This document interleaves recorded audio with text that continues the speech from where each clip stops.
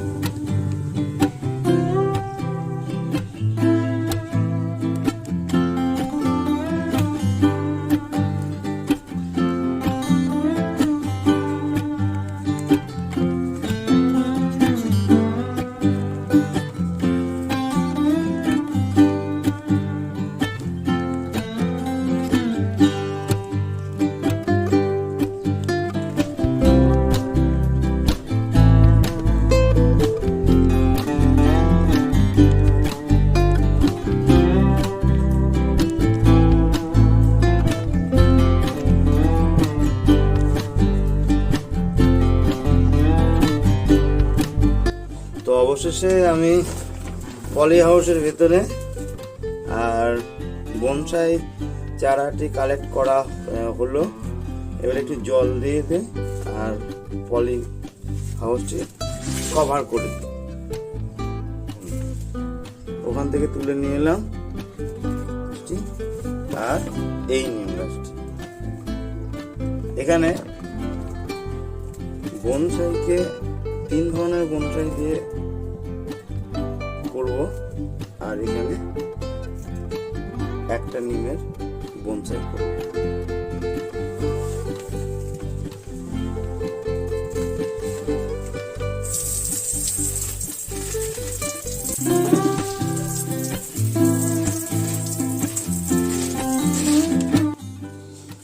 এখানে জল দিয়ে সিল করে দিই, তাহলে